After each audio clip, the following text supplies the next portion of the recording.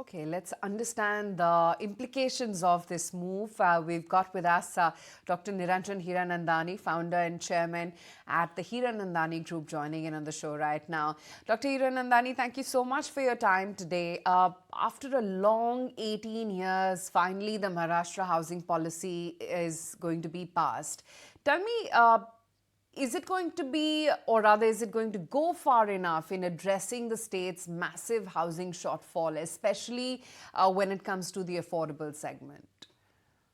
Uh, Very good morning to all of you. But let me tell you, it's unprecedented. It's unbelievable. It's fantastic. The vision and the statement is out of the world.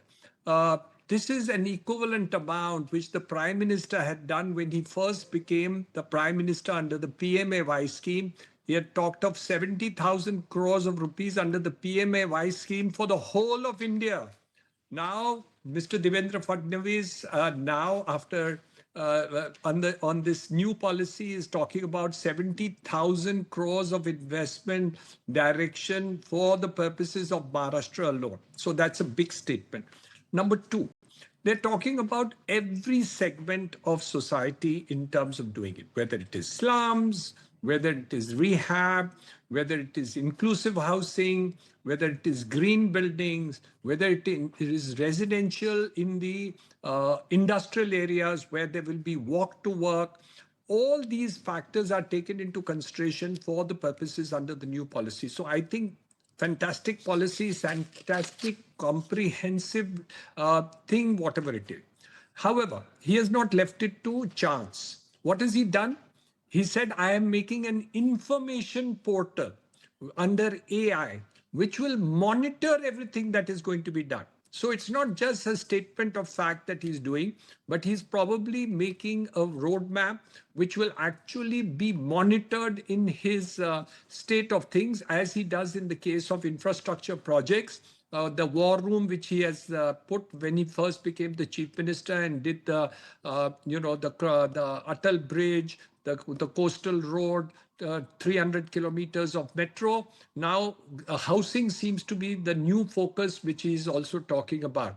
So, three things. One, size and scale, including every aspect of society, including industrial, including inclusive housing, looking at every aspects of housing which is to be done and monitoring it carefully to the finish. A combination of events I have not heard from Maharashtra for a long period of time. On the housing side, never.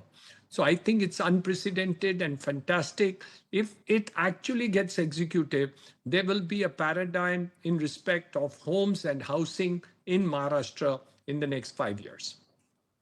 All right, but also, Mr. Hiranandani, you have been quite vocal about the need for affordable housing. So, will this policy bring back the momentum for private capital and institutional investments into affordable housing? Because of late, we have seen a lot of these real estate developers exit this segment. But do you think that this policies offer assurance and incentives to the private developers to now is the time to make a comeback? Yes and no. Yes, because I think a lot of incentives are being given for the purposes of affordable and inclusive housing. So, yes, that direction will be there. But whether private players will be able to make affordable housing or not, that depends on other policies. So, for example, the ready reckoner rate in Mumbai is so high, and that it's unable to get the additional FSI on redevelopment at a reasonable rate. So whether a private developer who does redevelopment or is going for slum rehabilitation is able to make affordable housing in a city like Mumbai, answer is no. But with government incentives, which obviously will follow for the purposes of this area of segment of society, maybe it will change. But they will have to relook at a lot of additional FSI charges, which are now being levied by the state government, the stamp duty, other development charges, which are levied by the corporation and state government also. So then only affordable housing can be done by the private sector. But obviously, the government's intent in order to do this, irrespective of whether it will be done through the private sector or the government sector, is to be seen. depends on how they implement the policy and the changes they make, which are consequent and necessary to implement the policy if they want the private sector to do it.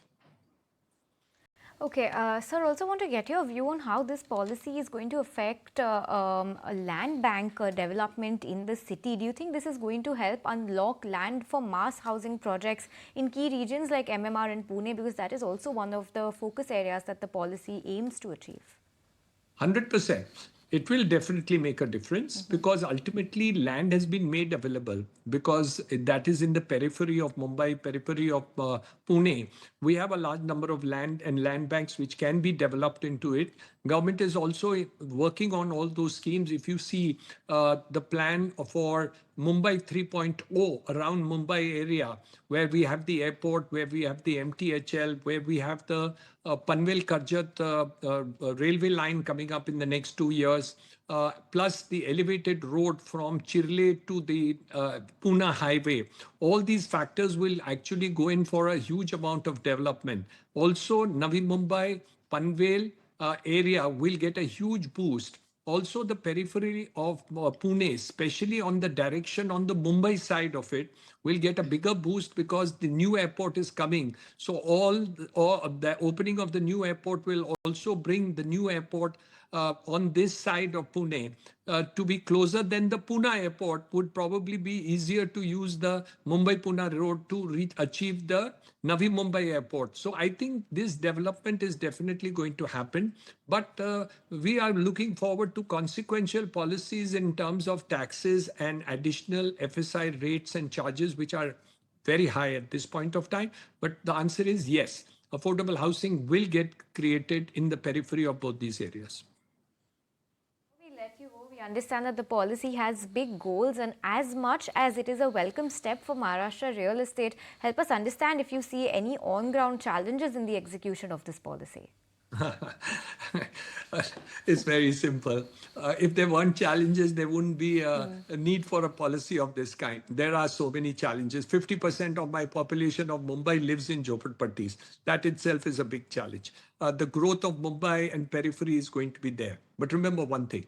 This year, you're going to see the highest growth of real estate in the history of India. The growth is estimated to be 25% growth in the year 2025.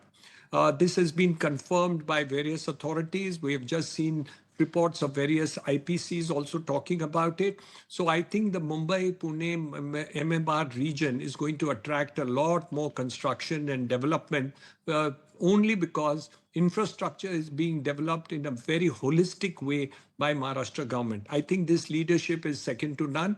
And you will see a 25% growth in this region in the year 2025. This is my guesstimate. We could definitely cross 20%, but it could be 25. All right, Mr. Hiranandani, with this we let you go. Thank you so much for taking the time out and speaking with us and giving us a sense that what this news really means for Maharashtra real estate sector. But with this, viewers, we'll slip into a very short break. Don't go anywhere. As we come right back, we'll count down to the market open.